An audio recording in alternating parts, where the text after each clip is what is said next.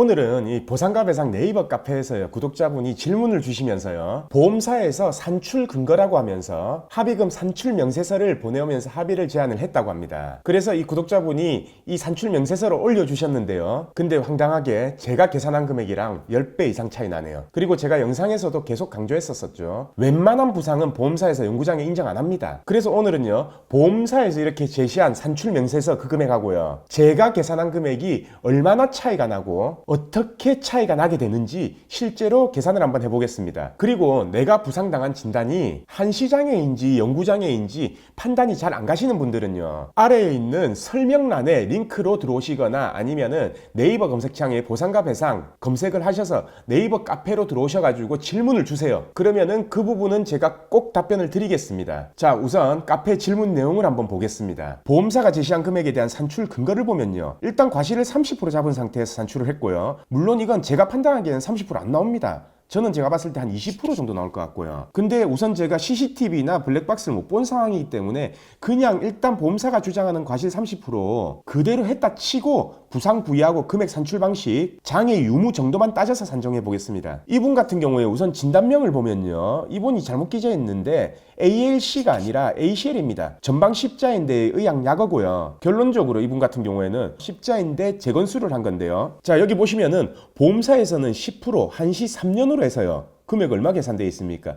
625만 원 계산되어 있었죠. 그래서 이 금액을 산정해서 지금 합의를 시도하고 있는 게 확인되시죠? 근데요, 전 보험사 생각하고 다릅니다. 십자인대 파열 같은 경우에요, 14.5%의 영구장애가 예상된다고 판단되고요. 그에 대한 근거는 저희가 십자인대 파열로요,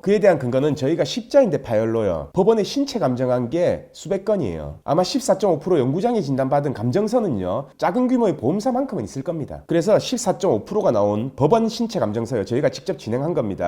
몇 장을 예시로 띄워드리면요, 여기 보시면은 텔로스 스트레스 방사선 검사에서 우측 2.4mm, 좌측 7.6mm에서 5.3mm의 전방 불안정성, 그래서 보시면은 14.5%의 영구적 노동능력 상실이 예상된다. 그리고 여기 5번 항목 보시면은 뇌고정물 제거술료하며 300만원 가량의 수술적 치료비, 향후치료비입니다. 이게 향후치료비가 예상된다. 그리고 14.5%의 영구적 노동능력 상실이 예상된다. 다른 거 한 장 더 볼까요? 보면은 여기도 2번 방사선 검사 쪽에서 보시면요, 5.27mm의 후방 불안정성 소견 보이죠? 그리고 사고 기여도 100% 판단될 것으로 사료되고요. 역시나 여기도 향후 치료비를 보면 토탈이 270만원 정도가 산정이 됐고요. 마지막 부분에 보면은 14.5%의 노동능력 상실이 있을 것으로 사료된다. 이는 영구적이다 라는 내용 보이시죠? 한 장만 더 보겠습니다. 이분 같은 경우에는요, 5mm도 안 나왔어요. 4.3mm 정도 장애 진단이 나온 거고요. 그리고 이분 역시 향후 치료비는 약 300만원 정도 예상된다. 그리고 장애가 남게 되는 기간은 영구장애에 판단되고, 이분 같은 경우에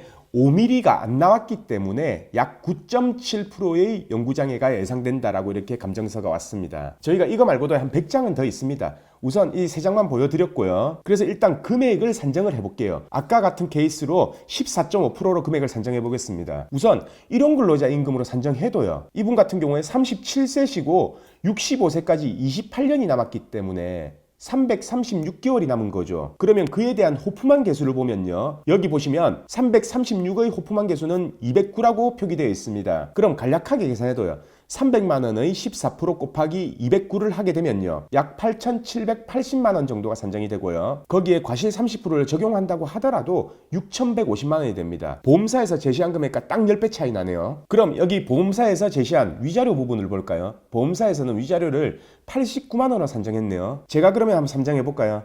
사망위자료 1억에 14.5% 장애로 산정하면 1,450만원입니다. 거기에 과실이 30% 있지만 법원에서는요, 과실을 전부 다 빼는 게 아니라 위자료 참작할 때는요, 과실의 60% 정도만 참작을 하게 돼요. 그럼 결국 30%의 과실이 있다 하더라도 위자료 참작에서는 18% 정도만 계산이 되는 거기 때문에 1,450만원의 82%인 1,189만원이 되는 거죠. 위자료 부분은 보험사에서 산정한 위자료의 한 13배 정도 나오네요. 그럼 결국 이 두 가지를 계산해보면요, 보험사에서는 약 720만원 정도고 제가 산출한 금액은 7,340만원 정도이기 때문에 결론적으로 10배 이상 차이가 나는 겁니다. 근데요, 제가 지금 이 계산한 거는요, 보험사에서 주장하는 과실 그대로 다 인정을 하고요. 소득 부분도 그대로 다 인정을 한 상태에서 후유장애 부분만 손댔는데 이 정도입니다. 근데 만약에요, 과실하고 소득까지 같이 다툼을 해서요, 우리가 더 유리하게 받는다면, 그래서 이긴다면 금액 차이가 얼마가 더 나게 될까요? 이렇듯 장애가 조금이라도 예상되는 부상에 대해서는요, 일방적으로 보험사 말만 듣고 합의하시면 절대 안 됩니다. 그래서 제가 지금부터 중요한 팁을 하나 드리려고 하는데요. 물론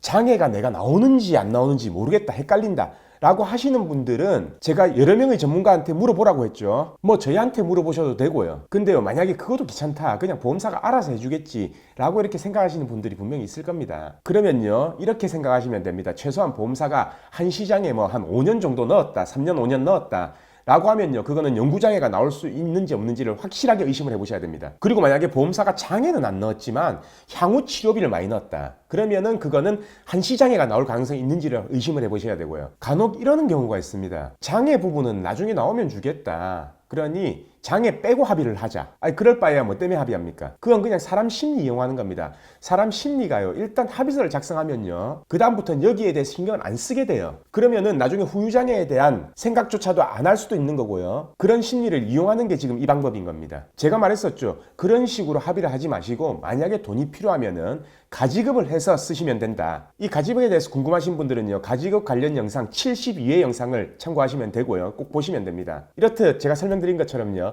보험사가 직접 산출해서 제시한 금액하고요, 제가 지금 산출한 금액하고 딱 10배 이상이 차이 나요. 그래서 오늘은 거기에 대한 주의점과 제가 산출 계산 방식 왜 차이가 나는지에 대해 설명을 드렸고요. 꼭 주의하시라고 당부드리고 싶습니다. 그럼 오늘 영상은 여기까지 하고요. 내일도 새로운 주제를 가지고 오겠습니다. 오늘 영상 끝까지 봐주신 구독자분들께 감사드립니다.